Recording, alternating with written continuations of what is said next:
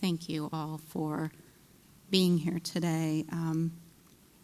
Given the hurricane and given that this event is the first of what I hope to be a number of events, this is a wonderful turnout, and I really appreciate you taking the time to be here. It's an incredible sight. We do not take it lightly that you made the journey. Thank you for wanting to hear. Thank you for wanting to help. And thank you for wanting to be heard. We have a number of youth here that are going to tell their story today, and it's important that we all hear it. 27,305. I just want you to take a moment and let that number resonate. It's a large number for our two counties. So many of our young adults are disconnected from work. Forgot I have to do this myself. Disconnected from the future of our region. That number equates to an average of 10.5% of those youth that are in the age group of 16 to 24 in both Hillsborough and Pinellas Counties. When we began this work in Tampa in 2021, our board of directors at the time developed a goal to focus on expanding access to employment opportunities and promoting growth and retention for our young adults. So we as staff began to focus on identifying programs to support our disconnected youth.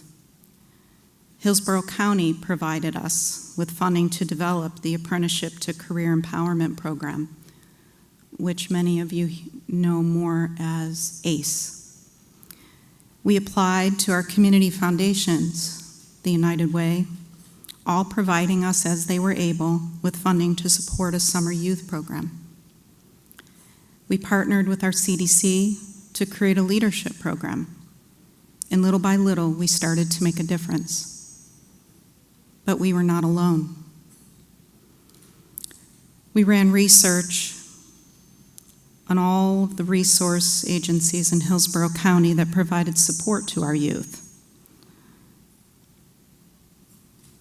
from the ages of 3 to 24.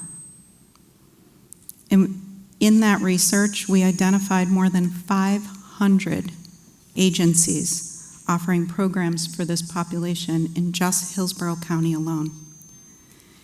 Given that we're soon to be, we are merged, given that we're merged, we're going to update that research that we've done, and I anticipate that those numbers are going to increase as we include Pinellas.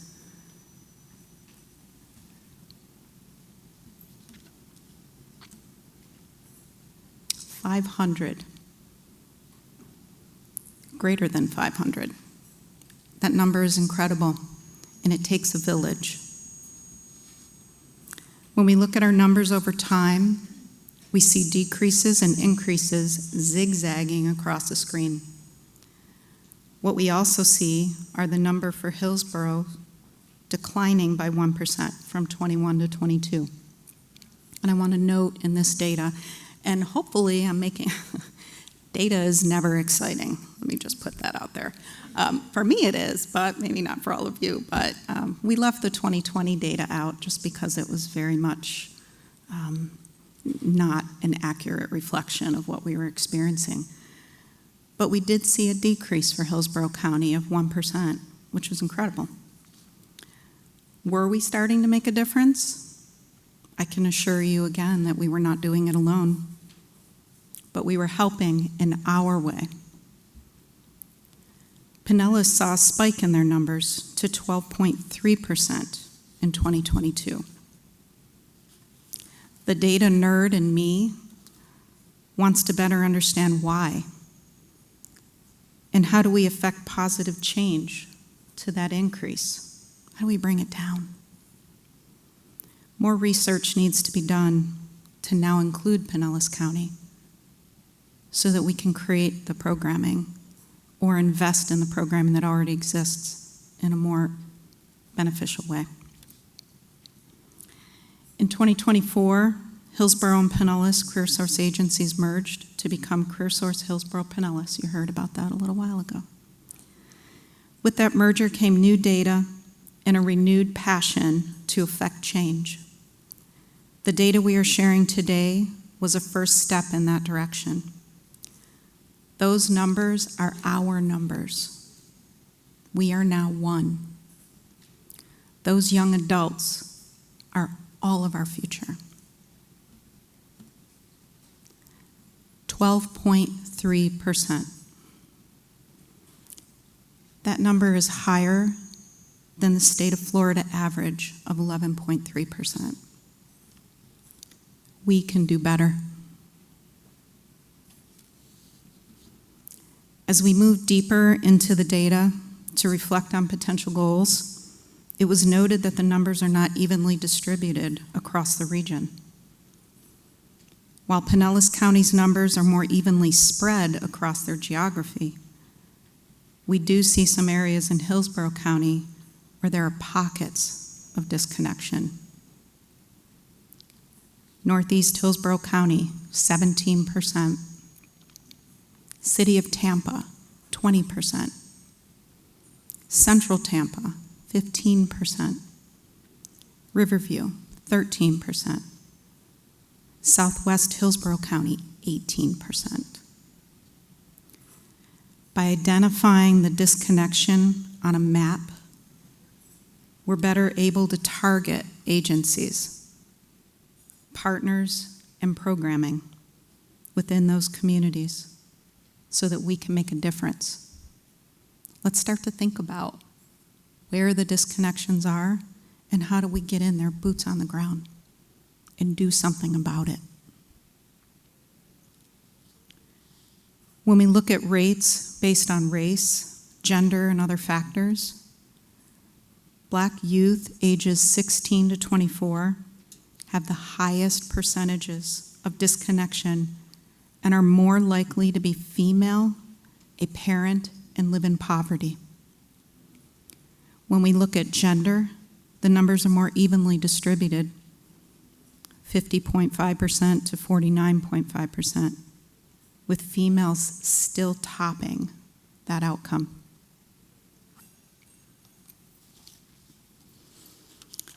Of note, these youth are more likely to be learning the English language, having a disability, identifying as LGBTQ+, have experienced homelessness at some point in their lives, lived in a foster care system, been a part of the criminal justice system, have a mental health disorder, be a parent, or live below the poverty line. Take a moment and think about that research and that data. With more than 60% of these youth having obtained a high school diploma or a GED, what is happening after they leave high school? What can we do differently as a community to better connect them to the next step in their career journey? In job opportunities with our local employers? What programming do we have in place to help address their experiences and their barriers? How do we make lifelong learning desirable and achievable? So what do?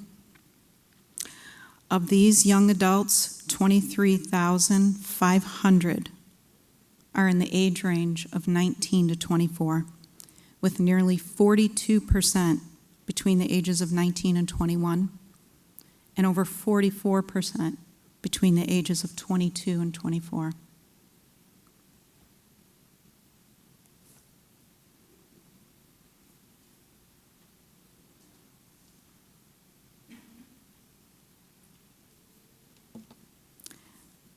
we've created a set of goals to guide us as we move forward. Increasing awareness about this most important topic, amplifying our youth voices, and bringing in partners like Movement B. Expanding the programming that we currently have in place. It's not enough. It's not enough. Not when we have 27,000 of our youth disconnected currently. Prioritizing locations, really thinking about where those highest disconnection rates are and what are we doing in those neighborhoods and areas in Tampa and in Pinellas County. And focusing on the 5 success factors that we identified in partnership with the United Way, Suncoast.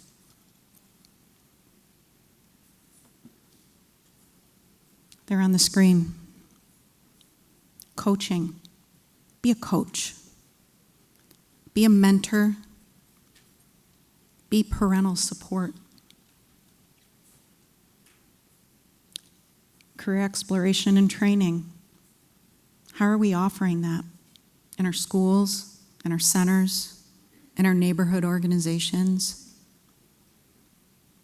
Providing life skills. Many of our youth never have access to that. Academic success. Academic access. And financial literacy. Today is about educating ourselves, about listening, and about planning. Today you will hear from experts who have dedicated their life to youth and data, from community partners who work tirelessly every day to provide opportunity, coaching, mentorship, from those who have walked the disconnection path and found success, and from those who are currently disconnected and trying to find a way. You will hear their stories in their words, powerful and raw. Listen, learn, and create. Thank you.